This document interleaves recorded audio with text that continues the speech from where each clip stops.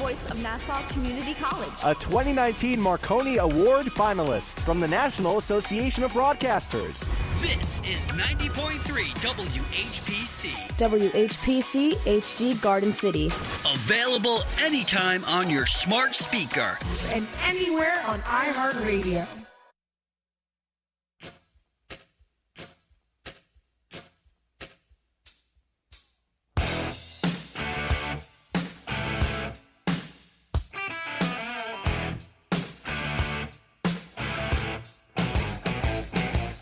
.3 WHPC, the voice of Nassau Community College.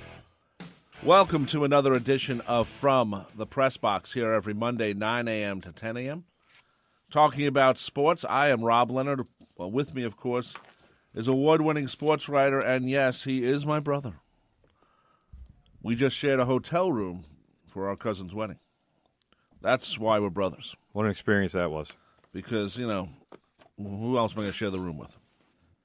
Right? And Timmy says I snore, but I don't. You do. I don't wake up. Massively. I don't wake up, you know. Like sleep apnea clinic snoring. Well, brother. I don't know. I do. Anyway, so, you know, he is my brother, and he's here to talk sports every Monday, 9 a.m. to 10 a.m. Part of the WHPC Sports Talk family. Sports Talk's on Monday through Friday, 4 p.m. to 5 p.m., and also an additional sports talk on Tuesdays, 10 p.m. to 12 midnight. So lots of sports to talk about. I'm not sure where to start, Tim. I think I'm going to start with the Jets. Because okay. it was, I don't want to say the most embarrassing loss for the Jets in a long time. No, it was. But it was. You can say that. But it was. You can say it because it's factual. And, you know, the thing that gets me about it is that they played the Dolphins. Adam Gase was their coach last year. Now he's the Jets coach. Ryan Fitzpatrick went out and was the Jets quarterback just a couple of years ago. Right. And he played good in that one season, and then, you know. Then not good. Then not good, and then went to Tampa Bay, and now is with the Dolphins. I guess he likes Florida. I guess, wouldn't you? Oh, of course. So I do. I know you do. So anyway, the fact that, you know, you have Gase, who was the coach last year of the Dolphins, now this year the Jets. Ryan Fitzpatrick, who was the Jets quarterback a few years ago, now on the Dolphins. It just gave it a little extra watch to it. But the Jets played horrible. By the way, I'll take Fitzpatrick back if we can get rid of Gase. That's the trade. Yeah, we'll give you Gase. I'm more than happy to make that happen. But you know, Ryan wants to start, so no, he doesn't. I don't think he really cares. The reason he's starting is because Josh Allen just basically crapped out with the Dolphins. They made the trade for him at before the draft last season because they figured, all right, let's you know, the Cardinals want to trade this kid. He's a first round talent, and let's see what we can do with him. And he has not played well. Obviously, the Dolphins are a dumpster fire. They're even worse than the Jets, if it's possible. That's the funny part. Here's the thing that stood out to me the most about the game yesterday. The Dolphins, if you look at their previous results, the Dolphins have scored 21 points once this season. Right. All right. They scored in their first 4 games combined. They scored 26 points. All right. They scored 21 points against the Jets yesterday in the second quarter. So a total that they had reached once in an entire game, they scored against the Jets in a single quarter. That is embarrassing. Are you trying to say that the is Jets' ridiculous. defense is really bad? No, I'm trying to say the Jets' team is really bad. Oh, okay. All right. The what happened yesterday? Adam Gase in the press conference after the game said these exact words: "It's the NFL. You can't be embarrassed." Oh, yes, yeah, you can be embarrassed. You could be. The Jets were every embarrassed waking moment. yesterday, and the Jets should be embarrassed today. Because when you put together that kind of pathetic performance, embarrassment is the only way you get better.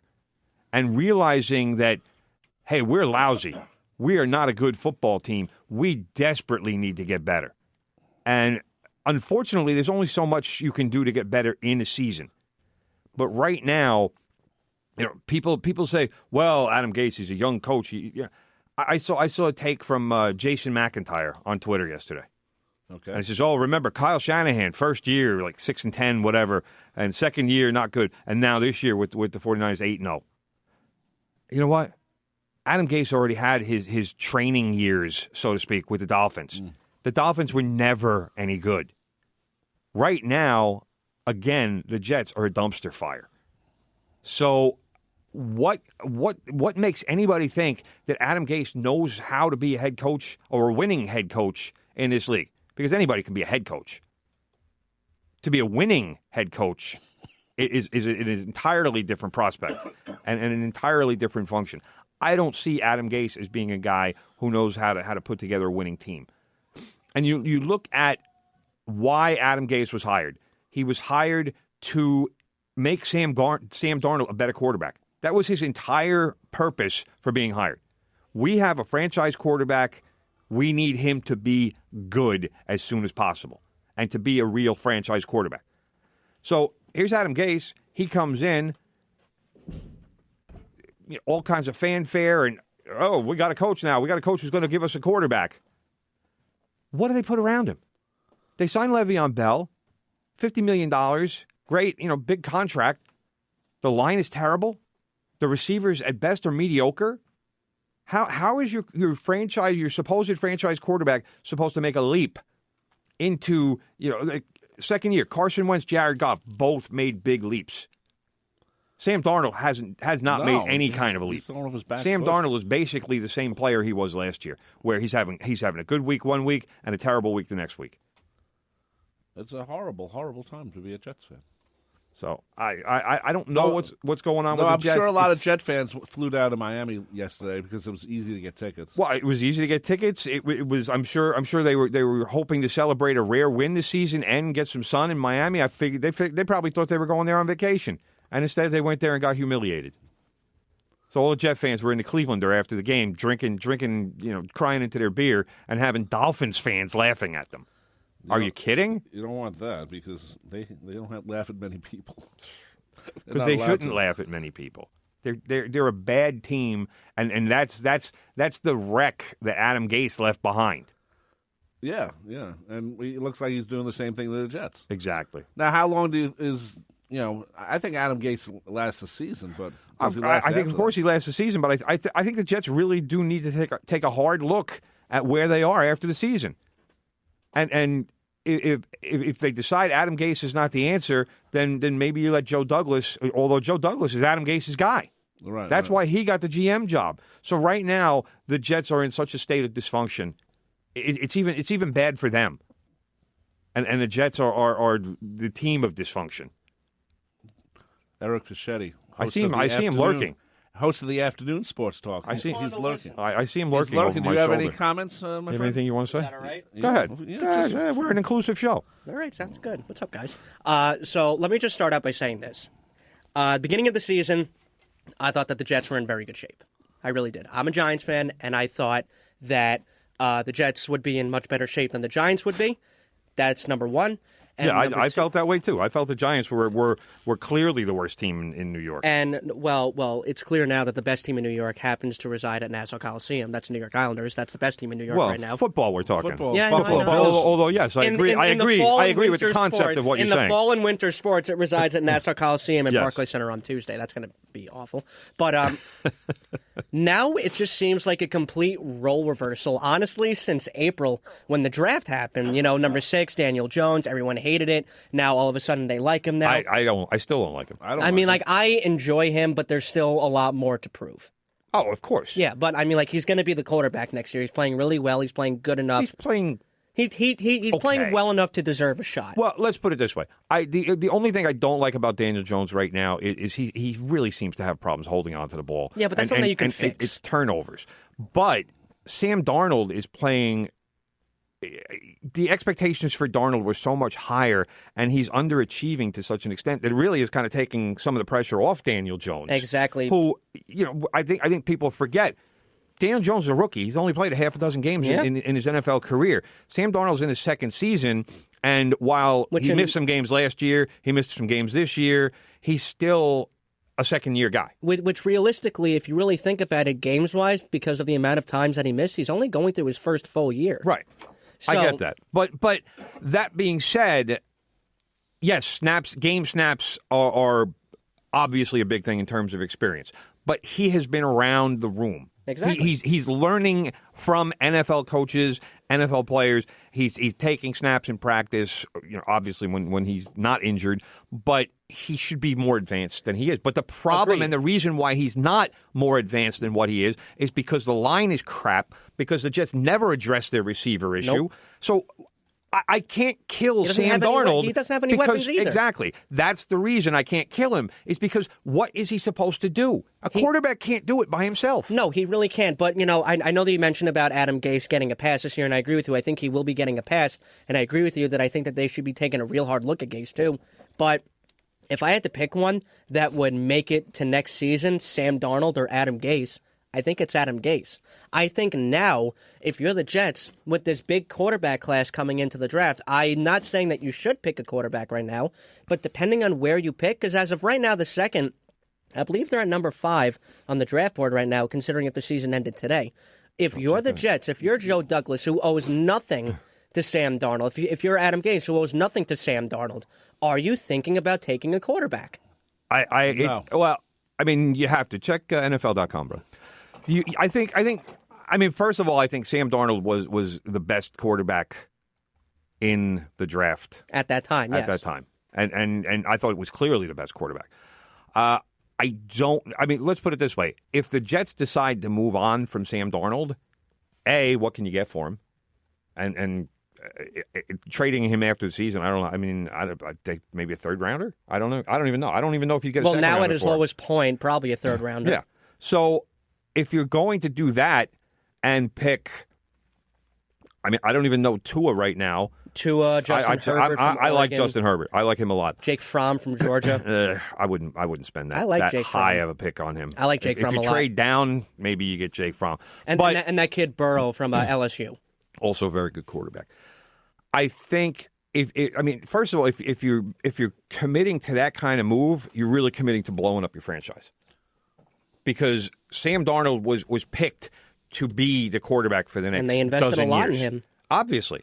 And they even hired a coach around him because we need him to be better, and we need him to be a franchise quarterback ASAP. So that's why Todd Bowles can't be the coach anymore. He's a defensive guy. We need somebody who is going to fix or just improve Sam Darnold. And the other thing people have to remember, Darnold's still a young guy. Yes, he is. That's the other issue in that. What is he, 22 now, 21? Maybe 23 at most. But, don't you think it's fair to evaluate his position right now? Because as of right now, I think he's in an audition to be the franchise. I agree. You can't – there's only so much that you can put into it and say, all right, he's young. And I acknowledge that. But he's in the NFL. So you don't get that pass. You don't get to say, he needs to develop.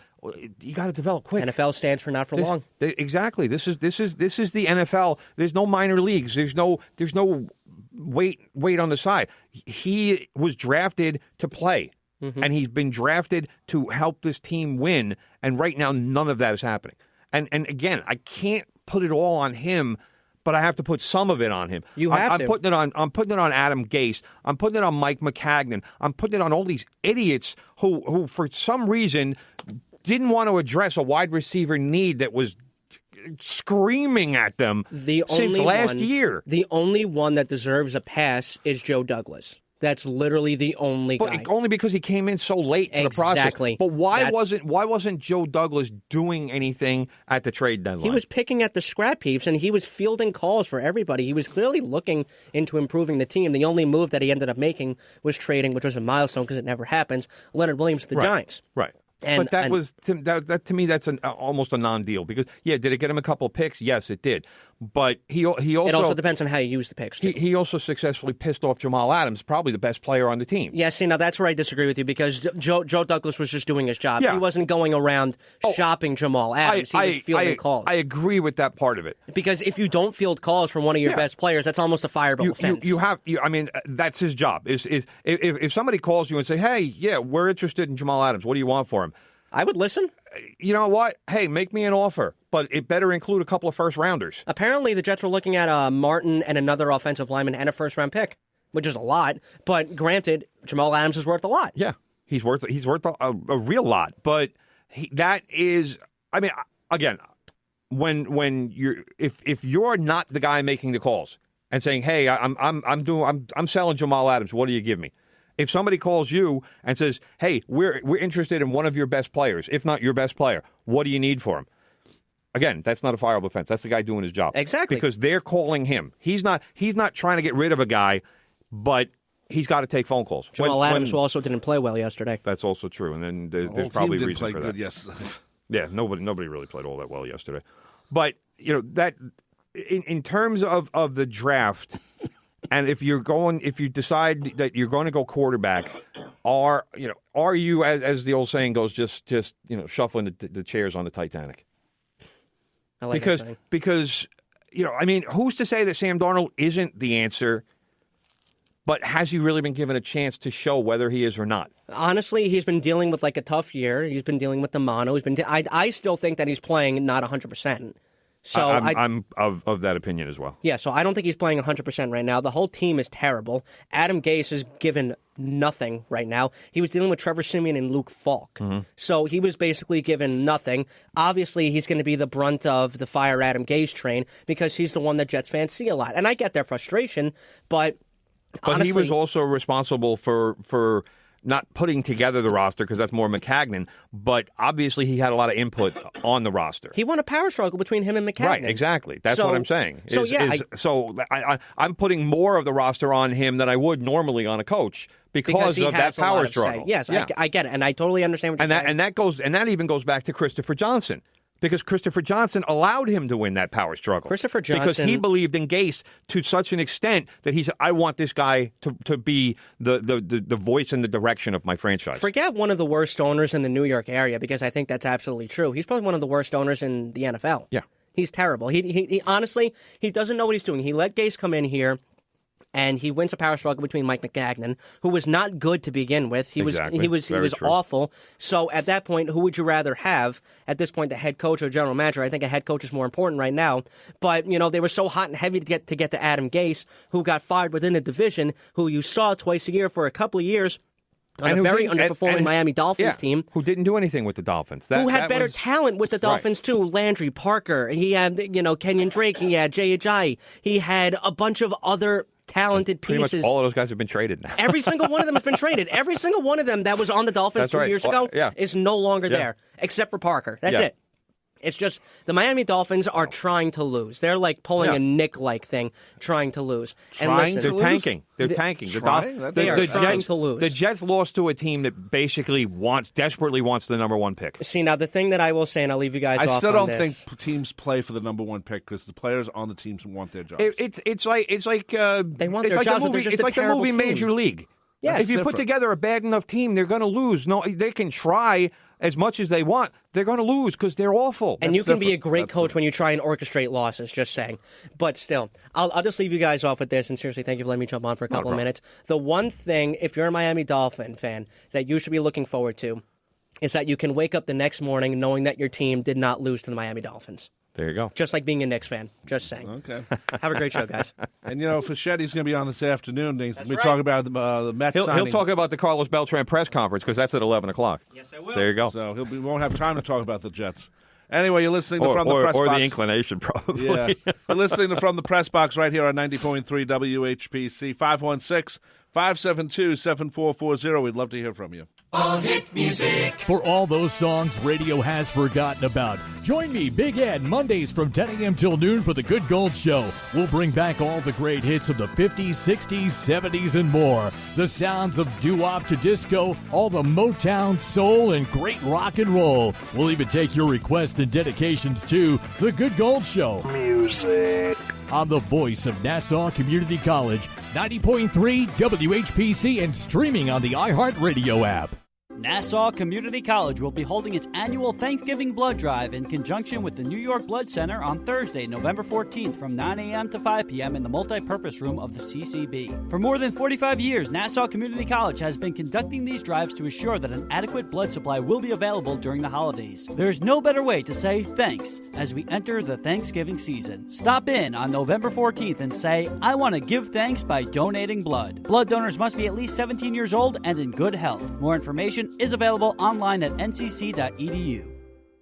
K-Me the Culture. If I ever leave this world, I may never leave this world. Ireland and the Irish are known for their music. Irish music started about 1000 BC and has remained a major part of Irish culture and tradition. It has influenced many genres of music such as country, rock, and classical. I'm a free-born man of the USA. I'm a free-born man of the USA. Hear it all when the voice of Nassau Community College presents Full Irish, Saturday mornings at 11 a.m. No work today. Hi, I'm the host of Full Irish, Gary Power. Listen as I present a range of music from Ireland, from traditional to modern. Music that lifts your spirit and transports you to the Emerald Isle. Listen Saturday mornings at 11 a.m. on the voice of Nassau Community College, 90.3 WHPC. Slán August Bonnet.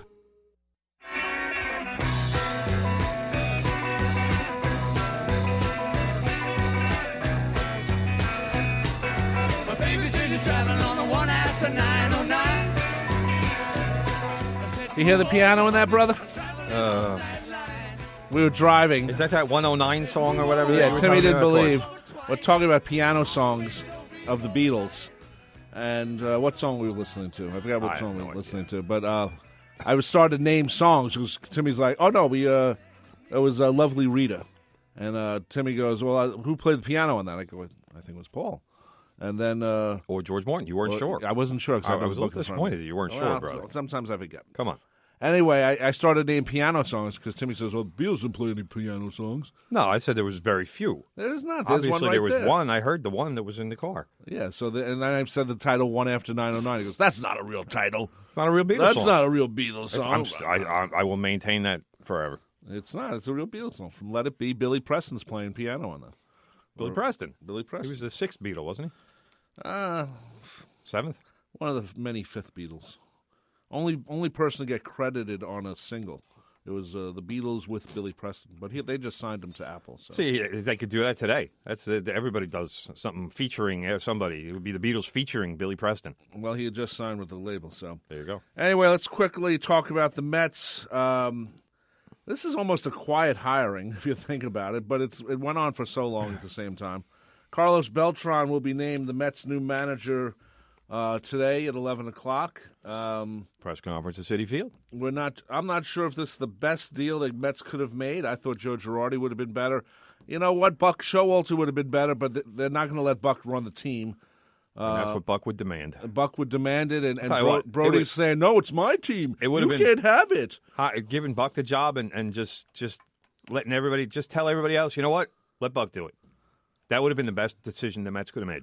You know, I often wonder. Buck knows baseball. I often wonder. You know, he set up the '96 Yankees, really. Yeah, as the manager, and he gets fired at the end of the '95 season, which I'm not sure if he should have been at the time. Now Torrey comes in, and let's be honest, he's the perfect manager at the time. But would have Buck Showalter won anything with that '96 team? Because he seemed like you couldn't lose with that '96 team. Would he have? Yeah. Probably. Yeah. But I think Joe Torre's genius with that team was just how he handled the players and the whole Steinbrenner thing. Issue. Yeah. But also, you got to start remembering, if you think about it, Steinbrenner started to lose it a little bit. Not a lot, but a little bit. Well, and by 98, 99... A decline was starting in that range. It was a little later than 98, 99. But, I mean, you know, I've told this story before. In 2001, during the during the Subway Series, that Steinbrenner came walking through the clubhouse and was talking about the 37 Yankees World Series wins, and the Mets had won 12. And I'm like, what is going? Like, he was clearly out of it. And nobody reported it. But this happened, and you could see that there was obvious symptoms of dementia going on at that point. Yeah. Anyway, the Mets are signing Carlos Beltran. Three-year deal with a fourth-year option for Carlos. I like Carlos Beltran. I think it's a good deal for the most part. I think he'll be better in the clubhouse. But at the same time, another manager with absolutely no experience. He was Yankees minor league advisor, which could help the Mets get some players. Maybe who knows? No, why not? Yankees, because the Yankees and who's the one who's always saying the Yankees and the Mets will never make a trade? Well, that's for major league players. Minor league players, we don't know. Any trade. I've any said trade. that. They're not going to make minor league trade. The Mets don't have minor leaguers. Here's what you need to know about Carlos Beltran is. My curiosity about this hire is how are Met fans going to react to it? Because so many Met fans, all they hear and all they know about Carlos Beltran is bat on his shoulder against the St. Louis Cardinals. Yeah. And that's it. And that's all they want to know. I think there's still a lot of hatred among Met fans because of that single at-bat. And I think number one, Met fans should have gotten over it a long time ago. I agree. I mean, the way I looked at it, he should have swung or did something. Adam Wainwright drops a superhuman curveball on him. I know, and he's looking for heat. Yep. You know what, Adam Wainwright, tip your hat. You made a hell of a pitch. But you know what I think of when in that same situation? Mookie Wilson, 1986.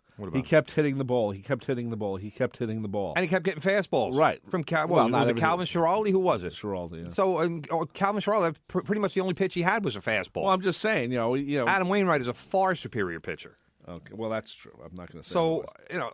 He lost an at bat. I forgave him a while ago because the Mets have needed so much other forgiveness over the years. So to blame Carlos Beltran is, only is the wrong thing. As far as Beltran goes, he interviewed for the Yankee job 2 years ago, right after he retired. That's how much people think of his baseball mind. So I think in terms of a guy who knows the game and a guy who should be able to transition into managing extraordinarily well, I think the Mets got themselves a great candidate.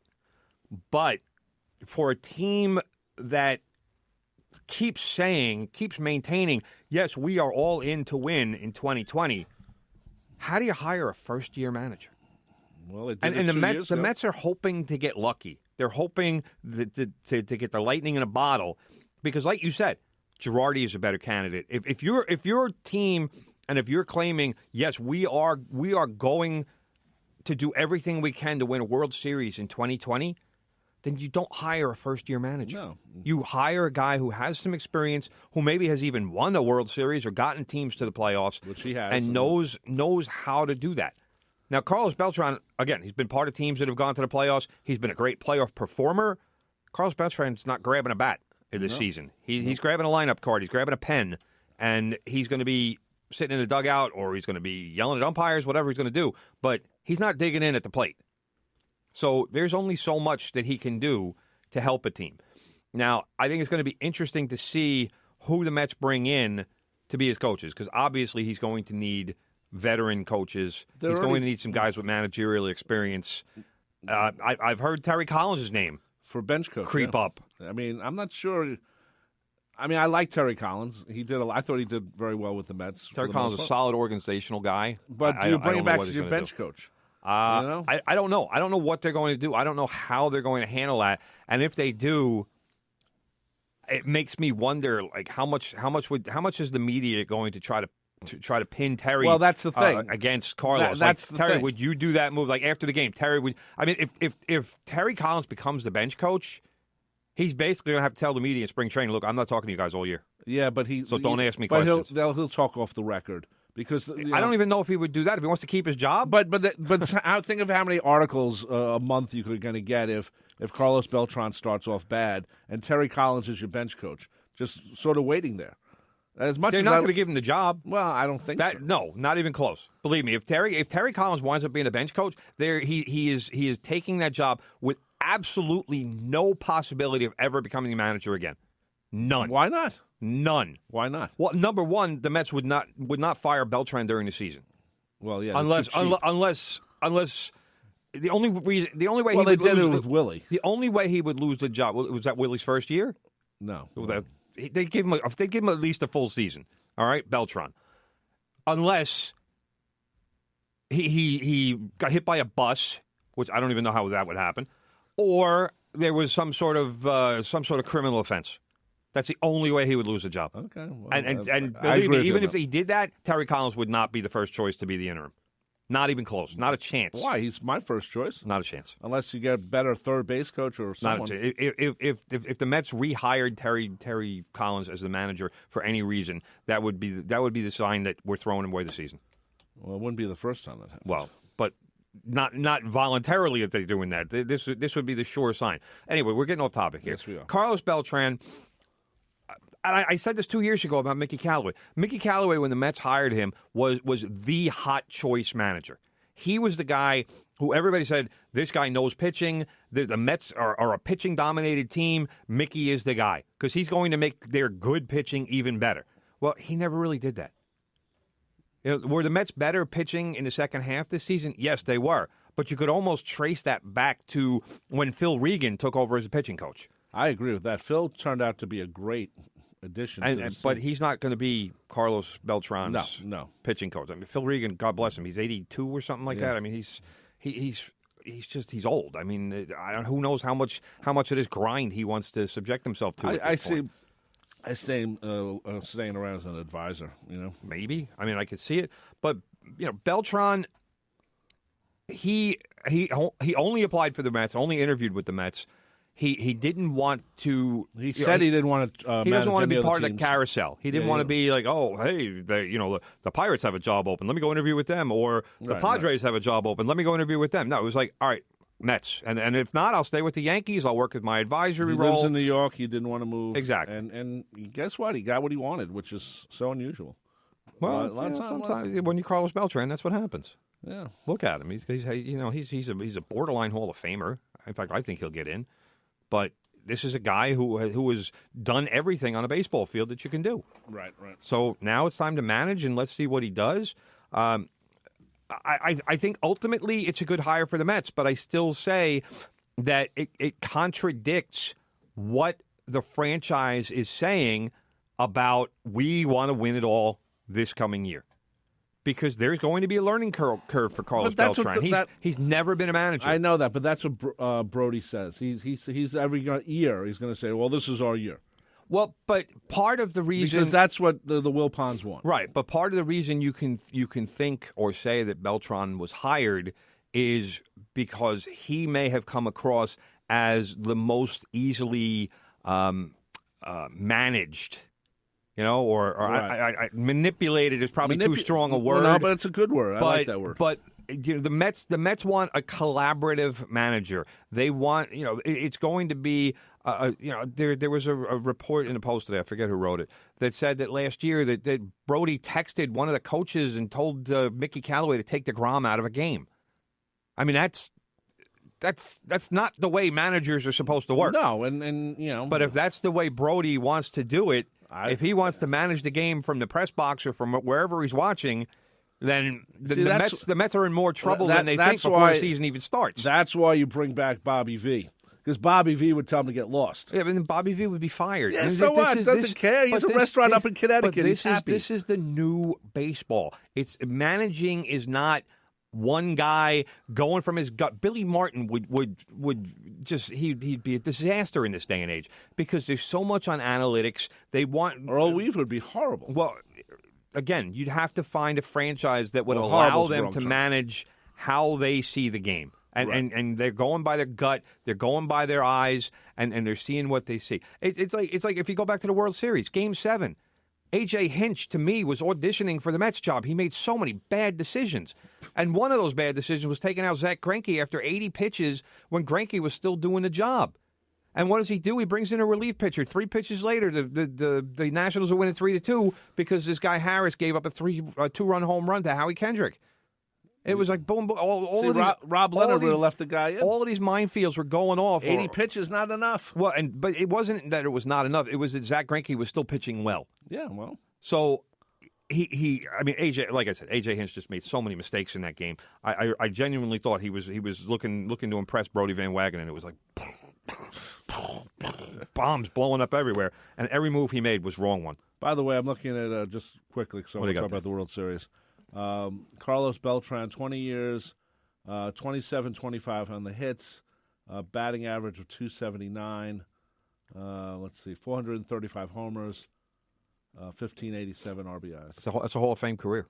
And 212, 312 stolen bases. Hall of Fame career. Really? No 3,000 hits, though. Well, what do you want?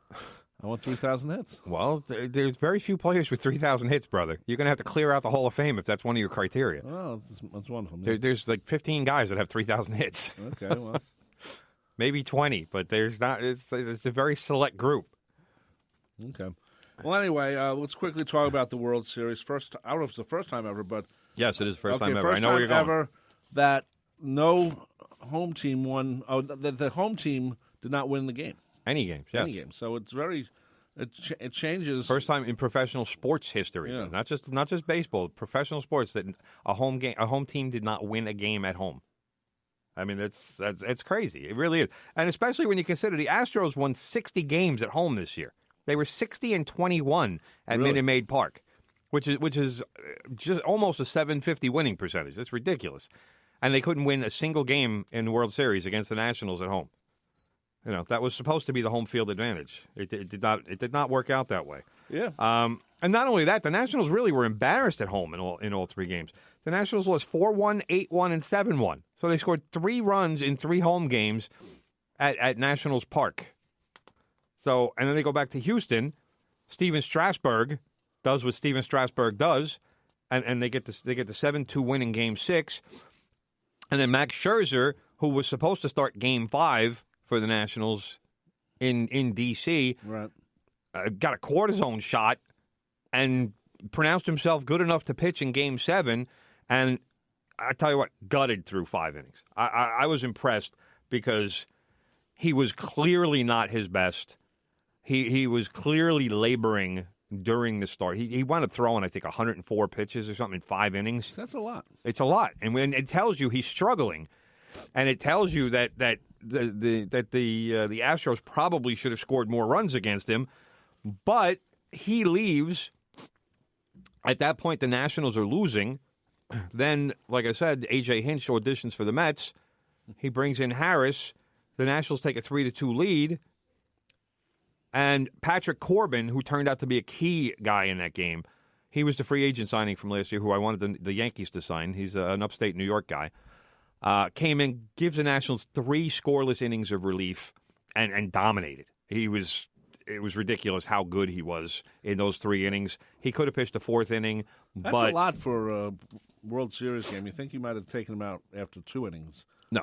Just because, that's what you do. Well, because he's a starting pitcher, so he's used to going longer. Right. And, again, he was dominating. It's the eye test, brother. You keep going back and forth on me here. Now you want to protect pitchers. This is the first. I'm just saying that you normally would see that. Well, but he's a starting pitcher. It's the last game of the season. You got all off season to rest.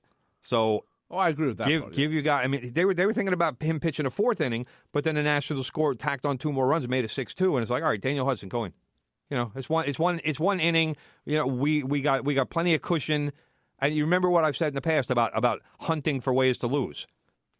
You take out Patrick Corbin at that point, who has been dominant for 3 innings, but now it's not like if you walk a guy and a home run ties the game. Now they need 4 runs.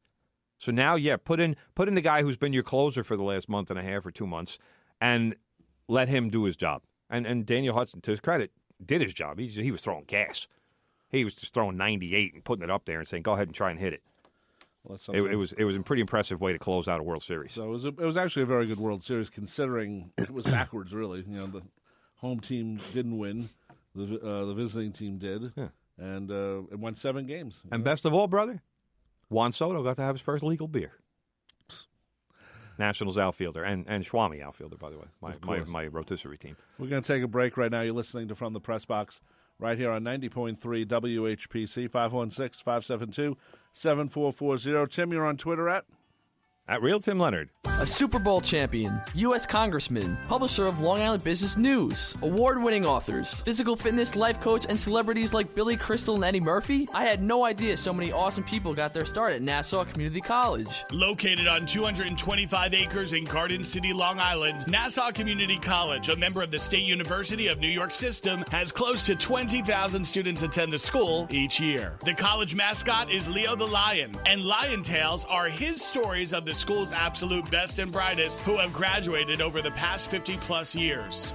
Hosted by Aurora Workman, the president of Nassau Community College Alumni Association, and Dr. Linda Nadian, a proud Nassau graduate. Let's catch up together as the Alumni Association of Nassau Community College proudly presents Lion Tales, a Nassau Community College Foundation production. Listen every Monday afternoon at 3:30 on the voice of Nassau Community College, 90.3 WHPC. Okay. Go. Tell your friends about the Nassau Morning Madhouse. Hear what you're missing. Check it out. Check it out. Are there places that generally do not allow pets, but you wish they would? Like, take Fido to Outback Steakhouse. Or... Fido. Is it Fido? Fido. Oh, I would name my pet Fido. And everybody would come over to your house, they'd call it Fido, and you'd be like, no! I'm naming our dog Fido. Fido. What about, I don't know, let's say Six Flags? Maybe there's a better...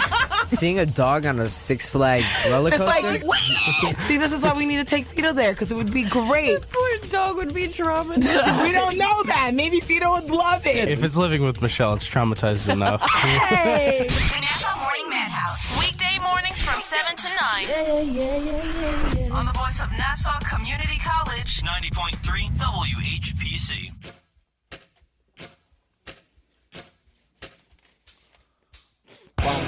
Bum, 90.3 WHPC, the voice of Nassau Community College. From the press boxes on your radio, or maybe it's on your listening device at the iHeartRadio app, tunein.com. Of course, it has to start somewhere, and that's nccradio.org. Find out about all the great programming this radio station has, nccradio.org. I'm Rob Leonard. He is Tim Leonard. We're here every Monday, 9 a.m. to 10 a.m. This show becomes a podcast later on Spreaker.com and iHeartRadio and a couple other places, too. Just do a search; it's there. But Spreaker, start off with Spreaker because that's where it ends up. Brother, I just want to point out here. What do you got? I got a message from my man House on the Facebook Live, commenting about the Jets because House is a big Jet fan. He questions the Jets, what he calls the weird organizational structure. That's a quote. He says the head coach should report to the GM, not the owner, which is what Gase does. The head coach should be little more than an underboss at most. I'm using a little mafia referencing. Yeah. B, the Jets will not win under the Johnsons, who care about money, not on the field product. C, they will still win one or two more meaningless games and finish 2-14 or 3-13 and still miss the top pick. Bottom line, the Johnsons have to sell the team. I have to agree with House on all of these points. Well, for them to sell a team, that would be a great thing. But they won't. They're won't. like he's like the Dolans. Nobody wants to sell. They're like the Wilpons. How many franchises in New York City do the fans want the owners to sell? I have to say, as you know, I've worked for the Dolans, and I still do in many ways. First of all, MSG is a publicly held company. So if you want to go buy stock, you can. Good. Now, mind you, the Dolans control the voting shares. Yeah. But if you wanted to, you can buy shares of stock and go to the shareholders meeting and say, hey, why aren't the Knicks doing well? And they're not right now. Sacramento destroyed them last night. Right. And if you remember last week, I said, well, I thought the Knicks were playing good for 3 quarters. The last quarter, they tend to blow it out in a bad way, of course. R.J. Barrett is definitely the real thing. He's a good player. And so, something's along the way. Not sure if R.J. Barrett playing 40-something minutes a game is a good thing, but we'll see. He's 19. He's young. So with the Knicks and the Rangers, you can buy stock in the company. Now, you can't do that with the Wilpons. You can't do that with the Johnsons unless you buy Johnson & Johnson products because they're part of that family. Though the Johnson & Johnson technically doesn't own the team. I was going to say, I wonder if you bought Johnson & Johnson stock and went to the shareholders meeting, could you complain about the Jets, or would they just usher you out of the room? They'd probably usher you out. Probably I mean, NFL has a thing against corporate ownership. Even though people who own the teams have corporate situations. Right. Technically, hey, Chuck Dolan tried to buy the Jets 10 years ago. The NFL did not allow him to do it. I don't know if that would have been a good thing or a bad thing. Well, probably a bad thing. You probably would have had a stadium on Long Island, not in New Jersey, so that would have been the difference. Well, good for us, bad for New Jersey. I don't mind the Meadowlands. It's just over the bridge. It's not like it's a big pain in the butt travel. to get home. Well, but anyway, would the team have been appreciably different right now if Dolan had bought the team? Probably not. I don't know. It would probably still be the dysfunctional mess that it is. I don't know because. I think, they had some moments with the Rangers, but right now the Rangers are still kind of a mess. Yeah, well, and the Knicks have been a mess for a couple of decades. Well, the Rangers made the now. finals a couple of years ago, so they didn't do well. And then embarked on a rebuild. Yeah. Which I tell you what, teams have to do. I'm not going to sit here and complain that when teams have to rebuild, because every team has to go through that. Right. It's very rare. You reach the end of the line if you haven't restocked your players, so to speak. Right. It's very rare that a franchise, especially in the salary cap era, the Patriots are an exception because Brady and Belichick are still there. And those two have been the dominating characters in that scenario. But it's very difficult. Look at Golden State this year. They're going to be terrible. Hard to believe. Steph Curry just broke his hand, and Durant is gone. Klay Thompson is hurt. He's going to be out all season. Right. The Warriors, if you look at their starting five, you don't recognize any names. And this is going to be a team that is going to be lucky to make the playoffs. They were the dominating team for the last 5 years. So. Yeah, so that it's all a cyclical thing. It happens, and I do give the Rangers credit. A couple of years ago, they said, "Hey, we're going to be rebuilding." They announced it. They went with the college coach. Yep. They got the number 1 draft pick last year, and that kid is legit. So it's going to take a couple of years. Yeah. But they're still playing Henrik Lundqvist. To me, that's it. Might be time to trade him, see what you can get for him, and move on as far as goaltending goes. Well, I think he's a big name. Yeah, still but he's not going to be part of the solution. He's only got a couple more years left in his career. I think the MSG has always been like the show. Like when someone retires, they do the big tribute. They want the big production. They want the guy to be around. Like Messier, 20 years later, is still talking revered. About still Game he's the 6. mesh man. Yeah, and same with Brian Leach, even though he's a jerk, and Mike Richter, all those guys. Richter was a genuinely nice person. So they're still around. They bring them out every so often.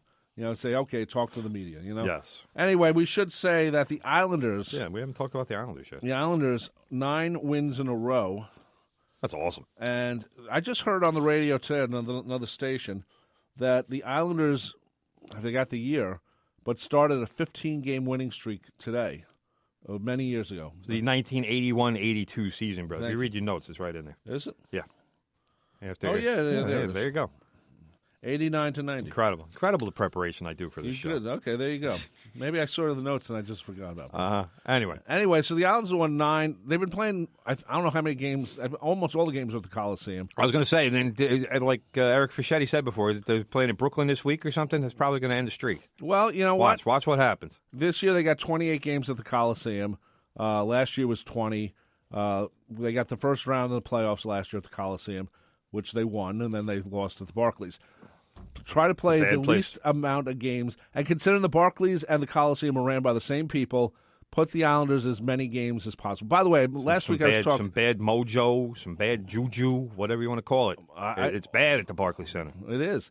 But one thing I just want to say, last week I was talking about the Islanders' ticket prices at the Coliseum. Yes, brother. The upper bowl of the Coliseum, the tickets aren't bad. The tickets I got last year. Is that the whole section upper bowl, no, or is it like the last 5 rows? It might be the last 5 rows or 6 rows or something. Because I remember in Florida. But that's not bad. That's not bad, though. I remember in Florida, my old roommate, Dave Rosenbaum, took me to a Panthers game, way back in the day when we went down there. The last row in the building, they sold every seat for $1. Wow. So the last row was packed all the way around because everybody went in. It's like, I can get a seat for a hockey game for $1. Why not? Wow. And you would see like the next 5 rows down, there was almost nobody sitting there, but the last row was full. They should have sold those next 5 rows for like $3. I mean, that's like get people in the door. They'll buy concessions. They'll buy beer. It's like it's it's not not completely a win-win, but it's almost a no-lose. But you know what? It gets the fans involved. And maybe they'll be willing to pay $25. Right, exactly. It's like if you give them a fun time and a fun product, and it's like, oh, yeah, $20, I'll pay $20. So the Islanders 9 in a row. You got to like them. They're playing really well. Defense, bro. Still on the defense. I mean, look, they beat the Sabres 1-0 the other night. I mean, what's his name? The goalie, Varlamov, 27 saves against the Sabres.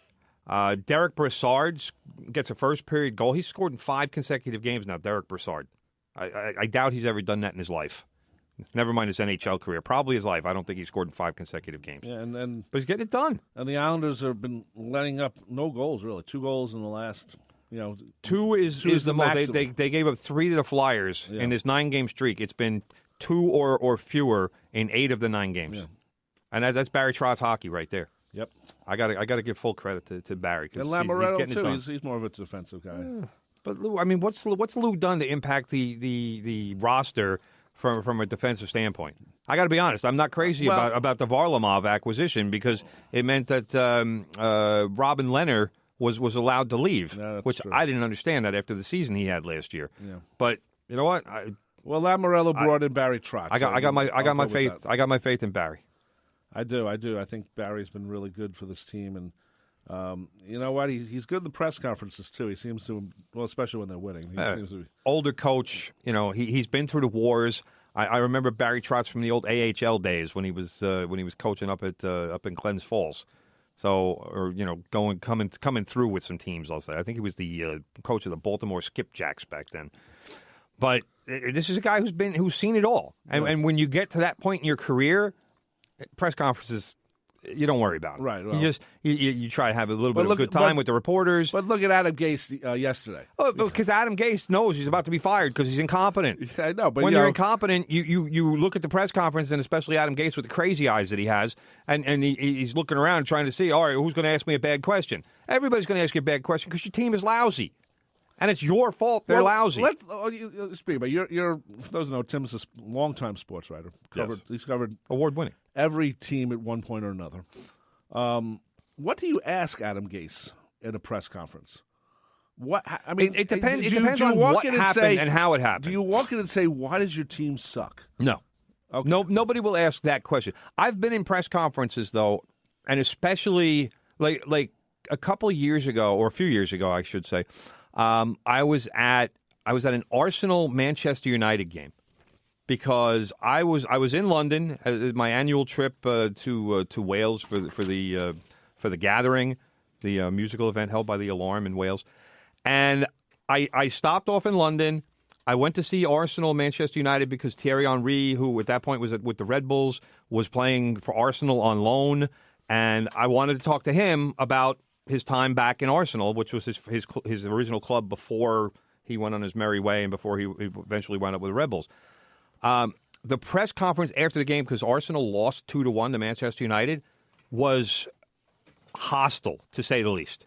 The questions were so much more nasty than they ever would have been in the United States. And I also remember a Red Bulls press conference when Bora Milutinovic was the coach. Those of you who know soccer know he was formerly the U.S. men's national team coach. But he became the coach of the Red Bulls, and they were historically bad that season. And some guy, I didn't know who he was. He wasn't an American journalist. He was from somewhere in Europe. His first question after the game was, Bora, are you going to resign? Wow. And I was like, wow, where did this guy come from? And Bora was like, no, I'm not. But at that point, I thought about it. I thought it was a hostile question, but it was a legitimate question as well. Your team is that bad. Are you going to resign? Obviously, you're not having a good impact on this team. So I don't think anybody's going to ask Adam Gase that question. But again, it's a question. To me, if I was coaching this team, or if I was reporting on this team, I think one of the questions that you have to ask after yesterday is like I noted before. Adam, how do you let a team as bad as the Dolphins score 21 points in a single quarter against you? How does that happen? And you have to take him to task for the inadequacies of his team.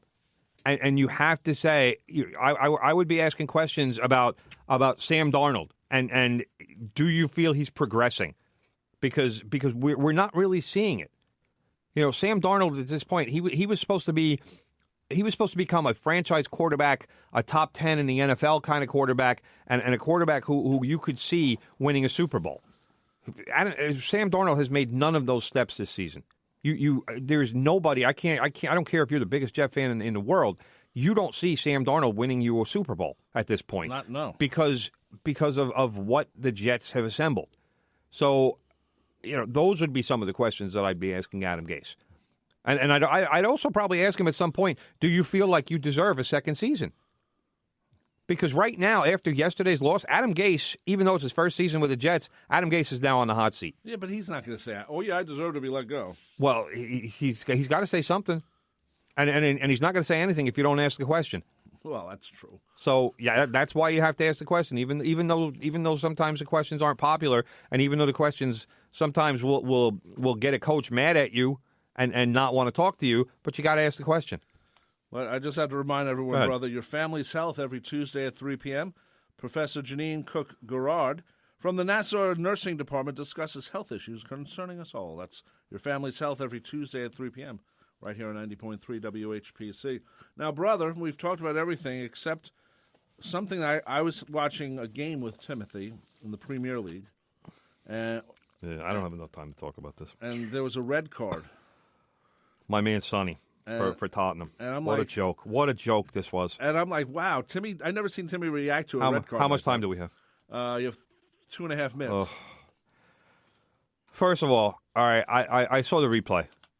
The referee, this is so aggravating to me because Heung-min Son from Tottenham, he goes to tackle Andres Gomez of Everton. And just clipped him on the foot. Nothing, no big deal. But Gomez then lands badly. He crashes into a Tottenham defender, Serge Aurier, and he winds up breaking his ankle. Wow. Which obviously is not the result that anybody wants. Sonny sees Gomez crumbled in a heap, screaming his ankle is broken, and immediately grabs his head, and he's distraught because he's one of the nicest guys in the Premier League. He's not looking to hurt anybody. He's not that kind of player. But the referee, who had already pulled out the yellow card to give to him, then changes his mind based on Gomez landing badly and breaking his ankle, so now it's red. That's the first dumb decision. All right? So Sonny's out of the game. Now Tottenham's down 10 men. They never went to the VAR. Are they supposed to? Yes, they are. Okay. VAR is there to get calls right. Video-assisted replay. Video-assisted referee, yes. Oh, referee? Yes. Okay. So there is a referee manning this system. So why did they never go to it? The tackle that Sonny made barely clipped Gomez. All right? If you're looking to hurt somebody, you're going across his shin and you're taking out the entire leg. Sonny clipped his boot. Right. Which more than 99 times out of 100 is not going to result in a bone fracturing. But the referees never go to the VAR, which is why it's there. And why would you want to make the correct call? The referee pulled out the yellow card, like I said. Then he changes his mind. When did the tackle become more serious and more dangerous? Tackle that he normally again, bad tackle. Maybe he probably deserve a yellow. But to all of a sudden, midway through the whole process, so you know what? He's hurt bad. So somebody pointed this out on Twitter. They said, well, what happens down the road if a guy kind of pushes somebody in the back as they go into the end line? Guy lands badly, trips, falls, hits his head on the signboard that are a couple of yards outside of the field behind the goal. Right. Hits his head, gets a concussion, he's out of the game. Is that now a red card because the guy just gave him a little nudge? Because the guy's got a concussion now? It's stupid. The VAR is there to make correct calls. They had used it a couple times earlier in the game for calls that it never should have been used for, that were obvious. And now it aggravates me because we see this with baseball and with football with the replays and all of these rules. they seem to at least have an idea about when to use it, and they allow coaches to say, this is when we want to use it. Right. I don't know who is making these decisions for the Premier League, but they're completely screwing it up. And there is almost no fans that like VAR. Because it's delaying the games extraordinarily. What I've seen just from watching the games with you is, and to me it's different than, let's say, the NFL. NFL, a lot of times it's to see if they have 2 feet in bounds, if something along those lines. With the VAR, it seems very random that, okay, we're going to check an offsides here. Well, you know what? An offsides can be, it doesn't have to be exact. If you're... But they don't have an exact reference point on the VAR for offside. That's another thing. Well, they're also on the field, they don't have it either. It's not like there's yard lines there. So, to me, that's the little difference between soccer and let's say, the NFL. It's horrible. Horrible. Yeah. Absolutely horrible. Yeah. So, anyway, brother, that just about does it for our show here from the Press Box. Big Ed is setting up as we speak. And you know what that means, brother? That means some of the best oldies will be played in the next 2 hours. I was going to guess that. Big Ed, the Good Gold Show, not the crappy Gold. That's other shows. That's other radio stations. He is the Good Gold, and you better be listening to Big Ed, because if you don't, you'll be sad. You'll start crying later on, and you'll say, "Oh, darn it." By the way, Tim, I don't know if you know this. What? Big Ed was on Facebook a couple of weeks ago. Shocking. Because remember that picture? What happened, Big Ed? Remember that picture? Who came in here and took a picture of you, me, and Big Ed? Yeah. I posted that. That ended up on Facebook. Yeah, of course it did. Big Ed hates Facebook. I was going to say, I wasn't technically on Facebook. No, technically no, but a picture. Big Ed I thought exists. you meant like Big Ed was in front of the computer on Facebook. Oh, God, no. That's what I thought you meant. Big Ed made an appearance on Facebook. Big Ed's one of those guys who hates Facebook, thinks Yes. Zuckerberg's a jerk. Well, he is. He is. But, he is. But Big Ed does more by not going on. He's not doesn't have Self-imposed strike. Yes, but there was a picture of Big Ed on there. So go check that out on the 90.3 WHPC Facebook page. Some people he owes money to. Now there's proof that he's alive. I think it was also on the From the Pressbox Facebook page. I put it on there as well. Anyway, we got to get out of here. We went way over. Sorry, Big Ed. Anyway, Big Ed's coming up next with Good Gold. Take care and bye-bye. The views expressed on air are not necessarily those of WHPC, its management, or Nassau Community College. Responsible opposing viewpoints will be considered by emailing them to whpc@ncc.edu or by mail at WHPC 1 Education Drive, Garden City, New York 11530. Thanks for listening to the voice of Nassau Community College, 90.3 WHPC.